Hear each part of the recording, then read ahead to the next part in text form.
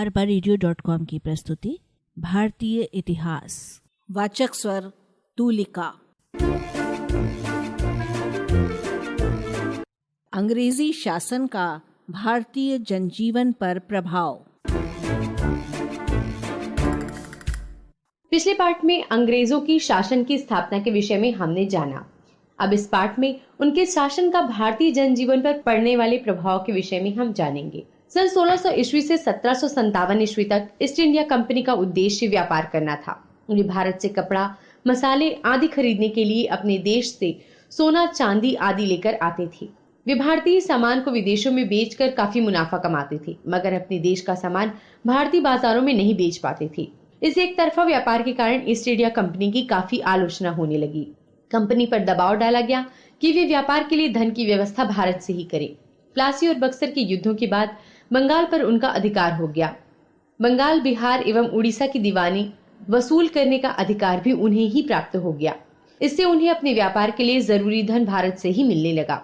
उन्हें अपने प्रशासनिक खर्चों तथा साम्राज्य विस्तार के लिए जरूरी धन की भी चिंता नहीं रही। उस समय भूमि किसी भी शासक के लिए आमदनी का प्रमुख स्रोत था। इसलिए अंग्रेजों ने भी मुख्यतः भूमि कर पर ही अपना नियंत्रण बनाना प्रारंभ किया। अंग्रेजों की कृषि नीति। अंग्रेजों ने शुरुआत में स्थानीय तौर पर प्रचलित कर व्यवस्था को ही चलाए रखा। बाद में उन्होंने कर निर्धारण और संग्रहण की अलग अलग व्यवस्थाएं बनाई। ये भारत के अलग अलग प्रदेशों की सामाजिक व्यवस्था व शासन की जरूरतों के अनुसार तैयार की गई थी। ये जमींदारी, रैयतवाड़ी व महलवाड़ी बंदोबस्त प्रथाएं थी। पहले दौर में अंग्रेजों द्वारा लगान की वसूली के लिए ठेकेदारी करने के अधिकार को नीलाम किया जाता था। जो सबसे अधिक पैसा जमा करने का वादा करता, उसे यह अधिकार दिया जाता था। ठेकेदार का यह प्रयास होता था कि वह जल्दी से जल्दी किसानों से ज्यादा लगान वसूल करे। ठेकेदारों को केवल अपने लगान की वसूली से मतलब रहता था। वे किसानों के हित अहित का ध्यान नहीं रखते थे। इसलिए अब अंग्रेजों ने 1-2 वर्ष की ठेकेदारी के स्थान पर 5 साला बंदोबस्त शुरू किया। उन्हें लगा कि लंबे समय तक ठेका देने से किसानों के शोषण में कुछ कमी होगी। अब वे नए ठेकेदारों की तुलना में पुराने जमींदारों को लगान देने लगे। इस तरह लगान वसूली की नीति में बार बार परिवर्तन होते रहे। स्थायी बंदोबस्त। अंग्रेज सरकार ने सन 1789 में बंगाल प्रांत के राजस्व वसूल करने के लिए जमींदारों के साथ समझौता किया, जो स्थायी बंदोबस्त कहलाया। कॉर्नवालिस ने फैसला किया कि भू राजस्व की वसूली जमींदारों के हाथ हो। जमींदार भू राजस्व न दे सके तो उनकी जमींदारी जब्त करके उसकी जगह नए जमींदार को बिठा दिया जाएगा। बार बार भू राजस्व निर्धारण से बचने के लिए कॉर्नवालिस ने 1789 से 90 में देय भू राजस्व के आधार पर जमींदारों को 10 साल के लिए जमीन का मालिक मान लिया। अब वे जमीन की खरीद बिक्री कर सकते थे और लगान न पटाने पर किसानों को जमीन से बेदखल भी कर सकते थे। कंपनी शासन के लिए भू राजस्व आमदनी का प्रमुख स्रोत थी। इस व्यवस्था से कंपनी को आर्थिक स्थायित्व प्राप्त हो गया। इस कानून की सबसे बड़ी कमजोरी यह थी कि लगान को कृषि के विकास और उत्पादन में वृद्धि बढ़ाने या घटाने से जोड़कर नहीं देखा गया था। इसलिए जमींदार तो निश्चित लगान वसूलते रहे, पर किसानों या सरकार को इससे अधिक फायदा नहीं हुआ। रैयतवाड़ी व्यवस्था। इस व्यवस्था का मूल आधार लगान का किसान के साथ सीधे करार करना था। यह तय किया गया कि कृषि उत्पादन में हुए खर्च को निकालकर जो बचेगा उसका 50% भू राजस्व होगा। शुरुआत के दिनों में फसल और उसके मूल्य के घटने बढ़ने से राजस्व का कोई तालमेल नहीं था। बंबई और मद्रास प्रेसिडेंसी प्रांत में 30 वर्षों के लिए यह बंदोबस्त लागू किया गया। किसानों के साथ सीधे करार के बावजूद इस व्यवस्था से किसानों का शोषण होता रहा। महलवाड़ी व्यवस्था। सन 1833 से 43 ईस्वी के बीच अंग्रेज शासकों ने पश्चिमी उत्तर प्रदेश में एक नई लगान व्यवस्था लागू की, जिसमें पूरे गांव, जिसे महल कहते थे। महलवाड़ी व्यवस्था। सन 1833 से 43 ईस्वी के बीच अंग्रेज शासकों ने पश्चिमी उत्तर प्रदेश में एक नई लगान व्यवस्था लागू की, जिसमें पूरे गांव, जिसे महल कहते थे, से लगान का बंदोबस्त किया जाता था। अर्थात गांव के सभी कृषक परिवारों पर लगान जमा करने की संयुक्त जिम्मेदारी थी। इसमें रैयत बंदोबस्त की तरह कृषि खर्च और किसानों के भरण पोषण का खर्च निकालकर जो बचता था, उसका लगभग आधा हिस्सा लगान के रूप में वसूल किया जाता था। इस व्यवस्था को पंजाब, मध्य प्रदेश एवं छत्तीसगढ़ में भी लागू किया गया था। छत्तीसगढ़ में लगान व्यवस्था।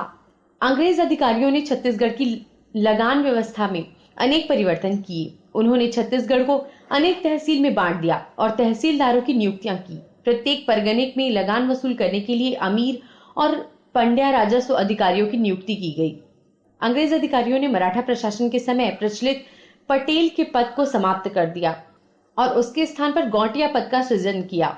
उस समय गांव के गौटिया वर्ष में 3 किश्तों में लगान वसूल किया करते थे। लगान का निर्धारण जमीन के क्षेत्र के आधार पर किया जाता था। गौटिया अपने गांव से लगान वसूल कर सरकारी खजाने में जमा करते थे।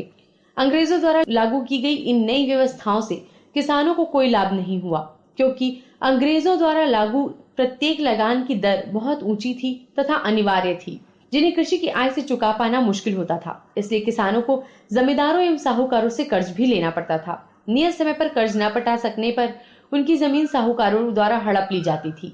परिणाम स्वरूप किसानों की हालत बहुत खराब हो गई एवं शासन के प्रति असंतोष की भावना पनपने लगी। इस प्रकार कुछ स्थानों पर किसानों ने कंपनी शासन के विरुद्ध विद्रोह भी किया। दस्तकारी एवं शिल्प पर प्रभाव। कंपनी की प्रशासनिक व्यवस्था ऐसी थी कि भारतीय हस्तकला एवं शिल्पकारी धीरे धीरे नष्ट होने लगी। भारतीय दस्तकारों एवं शिल्पियों को अपनी वस्तुएं कम दामों पर बेचने के लिए विवश किया गया एवं उन पर भारी कर भी लगाया गया। इंग्लैंड से आने वाली वस्तुओं को तट कर एवं चुंगी कर से मुक्त रखा गया था। इससे वे सस्ती हो गई। परिणाम स्वरूप भारतीय दस्तकार एवं शिल्प विदेशी वस्तुओं के सामने नहीं टिक सकी। भारतीय कारीगर अपने व्यवसाय छोड़ने लगे और उनकी बस्तियां उजड़ गईं। ढाका शहर का वस्त्र उद्योग, जिसके कारण वह भारत का मैनचेस्टर कहलाता था, नष्ट हो गया। मुर्शिदाबाद एवं सूरत के उद्योग भी नष्ट हो गए। कारीगर बेरोजगार हो गए और कृषि पर निर्भर हो गए। फलतः कंपनी शासन के प्रति उनमें असंतोष पनपने लगा। वनों में रहने वाले लोगों पर प्रभाव।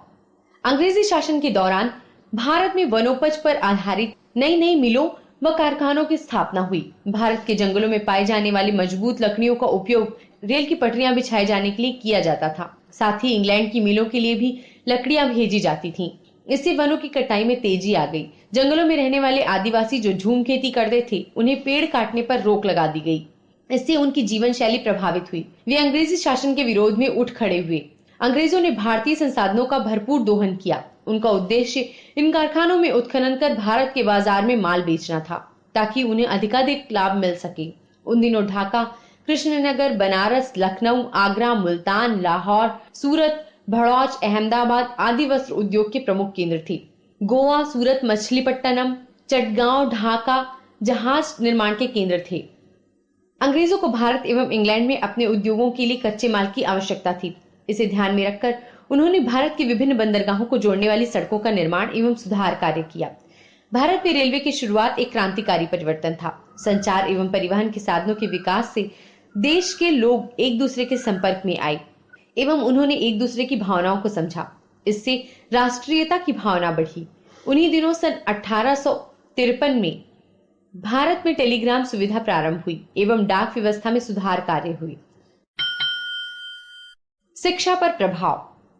कंपनी शासन के शुरू होने के समय भारत में प्राचीन शिक्षा व्यवस्था प्रचलित थी, जिसमें संस्कृत, अरबी, फारसी, व्याकरण सहित धर्मशास्त्र, कानून, तर्कशास्त्र, ज्योतिष आदि विषयों का अध्ययन किया जाता था।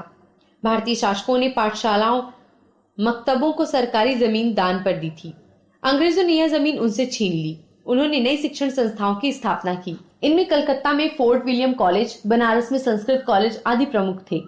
इन शिक्षा संस्थाओं में भारतीय भाषाओं के अलावा इतिहास, कानून, उर्दू, पाश्चात्य ज्ञान विज्ञान का अध्ययन होता था। ब्रिटिश शासकों ने भारत में शिक्षा के विकास के लिए 1833 में चार्टर एक्ट के आधार पर 1835 में मैकाले की शिक्षा नीति लागू की गई। इसमें मुख्य रूप से अंग्रेजी पढ़ाना और उनकी मानसिकता को शासन के पक्ष में करना था। राजा राममोहन राय जैसे समाज सुधारक नई शिक्षा के समर्थक थे। उनका मानना था कि नई शिक्षा के फलस्वरूप भारतीय ज्ञान विज्ञान, स्वतंत्रता, समानता, जनतंत्र और राष्ट्रीय आंदोलनों को मदद मिलेगी। छत्तीसगढ़ में शिक्षा। मैकाले की शिक्षा योजना के अंतर्गत 1864 में रायपुर में एक मिडिल स्कूल प्रारंभ किया गया, जहां सह शिक्षा की व्यवस्था थी, जो 20 वर्षों के बाद हाई स्कूल बना। आज हम इसे प्रोफेसर जय नारायण पांडे शासकीय बहुउद्देशीय उच्चतर माध्यमिक शाला के नाम से जानते हैं। रायपुर में 1882 में राजकुमार कॉलेज प्रारंभ हुआ। जिसमें देशी राजाओं के राजकुमारों को शिक्षा दी जाती थी। इनकी परीक्षाएं Indian council of education Delhi से संचालित होती थीं। विद्यार्थियों की उच्च शिक्षा के लिए रायपुर में ही 1938 में छत्तीसगढ़ महाविद्यालय की स्थापना हुई। प्रेस का विकास। भारत में अंग्रेजी, बांग्ला, हिंदी समाचार पत्र प्रकाशित होने लगे, जिसका जनता पर व्यापक असर होने लगा।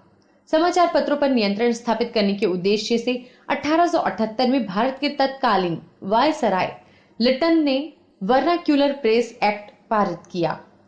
इस समय के प्रसिद्ध समाचार पत्र the Hindu, the Indian Mirror, Amrita Bazar Patrika, Kesari, Maratha, स्वदेश मिलन, प्रभाकर और इंदु प्रकाश थी। इससे जनता में राष्ट्रीय चेतना जागृत हुई। छत्तीसगढ़ में प्रेस का विकास। पंडित माधवराव सप्रे को छत्तीसगढ़ में पत्रकारिता का जनक कहा जाता है। इन्होंने सन 1900 में पत्रकारिता प्रारंभ की। छत्तीसगढ़ का प्रथम समाचार पत्र छत्तीसगढ़ मित्र पेंड्रा से प्रकाशित होना शुरू हुआ। सन 1889 से 90 में राजनांदगांव रियासत अपना राजकीय समाचार पत्र प्रकाशित किया करता था, जिसका नाम प्रजा हितैषी था। इसके अतिरिक्त छत्तीसगढ़ मित्र, हिंदी केसरी, छत्तीसगढ़ विकास, उत्थान, आलोक, महाकौशल, कांग्रेस पत्रिका, आजकल, छत्तीसगढ़ केसरी आदि उस समय के मुख्य समाचार पत्र थे। इन पत्र पत्रिकाओं से जनता में पर्याप्त चेतना और जागरूकता आई। arbareadio.com की प्रस्तुति भारतीय इतिहास।